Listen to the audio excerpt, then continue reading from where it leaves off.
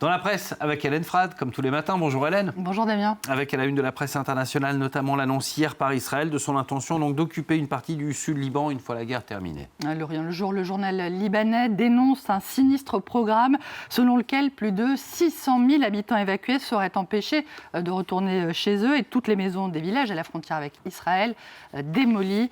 La peur de perdre leur maison à jamais qui pousse d'ailleurs certains habitants à refuser de partir. La Croix, le quotidien catholique français, est allé à la rencontre de ceux qui restent à Tyr, où 13 000 habitants sont restés, auxquels s'ajoutent 18 000 déplacés. Un militaire témoigne. Tyr reviendra à subir le sort des Palestiniens en 1948. C'est une nouvelle Nakba que les Israéliens ont en tête pour les chiites et les habitants du Sud. Moi, je préfère mourir chez moi sous leurs bombes que fuir devant eux. Des habitants entre deux feux, ceux de l'armée israélienne d'un côté, ceux du Hezbollah de l'autre, tout comme la FINUL, la force intérimaire de l'ONU sur place. Oui, 3 casques bleus tués depuis dimanche dans le sud du pays. D'après Le Monde, la FINUL est la mission de l'ONU, Damien, ayant enregistré le plus de victimes avec 342 soldats tués depuis son déploiement en 1978. Une force réduite à l'impuissance et dont l'ambassadeur israélien à Paris, cité par France Info, demande la disparition au motif, je le cite, qu'elle ne sert à rien et qu'elle a donné, selon lui toujours, une légitimité au Hezbollah. La guerre au Proche et Moyen-Orient qui s'est invitée dans les discussions entre la France et le Japon, où Emmanuel Macron est en déplacement en ce moment. Cette visite est présentée par l'Élysée comme une occasion, je cite, de réenchanter une relation déjà pas mal au beau fixe, auquel contribue certainement l'ambassadeur du Japon à Paris, présenté par Le Figaro comme un véritable pont entre les deux nations. Hideo Suzuki est devenu la vedette des réseaux sociaux en partageant son amour du patrimoine français, comme lorsqu'il se régale de cette gaufre au Mont-Saint-Michel. Ne passons pas à côté des choses simples, ou qu'il file acheter le dernier Astérix dès sa parution par Toutatis, l'ambassadeur japonais à Paris, qui dit qu'il consulte le Tour de Gaulle d'Astérix quand il se balade en France plutôt que le guide Michelin. Hideo Suzuki qui s'est probablement réjoui d'ailleurs de la victoire de son équipe, l'équipe de foot du Japon, hier soir en match amical face à l'Angleterre. Japan battu 1-0, les Three Lions sont passés à la casserole des Blue Samurai. Ils se sont fait japoniser d'après le Daily Mirror, dont le jeu de mots est un peu intraduisible. Mais mamma mia, que dire, Damien, de la prestation des Azzurri, battus par la Bosnie au penalty. Tutti a casa, tous à la maison. Le Corriere dello Sport évoque un échec qui n'est pas qu'un simple revers, puisque c'est la 3e fois d'affilée que l'Italie est éliminée de la Coupe du Monde, mais la défaillance tangible de tout un système.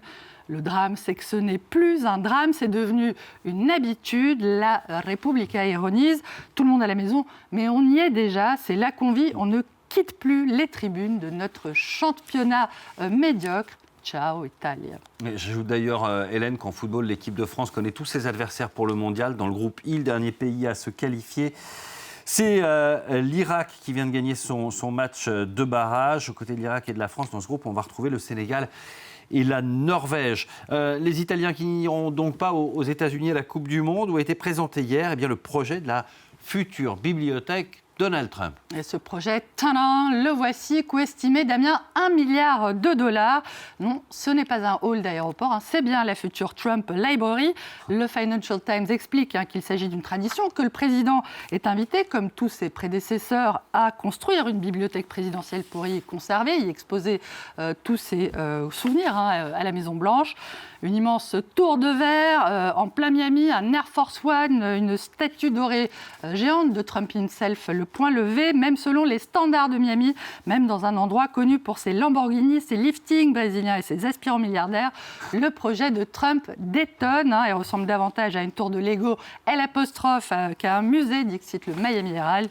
Évidemment, le projet suscite une avalanche, un déluge de détournements et de moqueries, comme ici, bienvenue au Beef Tannen's Pleasure Paradise version Trump, référence évidemment aux méchants du Retour vers le futur, où trouver ces différences entre la statue de Trump et celle de Kim Jong-il.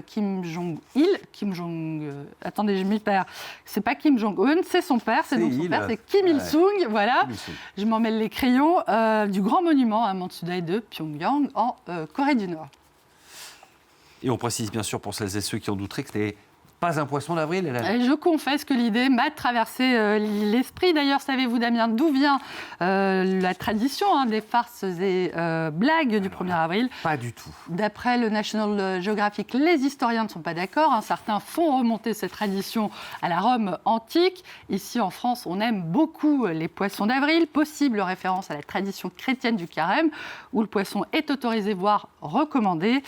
Pour The Conversation, de toute façon, il n'y a plus de débat parce que l'âge d'or des blagues est révolu. Le site américain explique qu'en ces temps de fake news, l'information traverse une crise de confiance et que nombreux sont celles et ceux qui hésitent à prendre la moindre initiative d'accroître la méfiance du public. Mon Dieu, comme c'est dommage. Vu, Hélène. Merci beaucoup pour cette revue de presse, comme tous les jours. Allez, toute autre chose.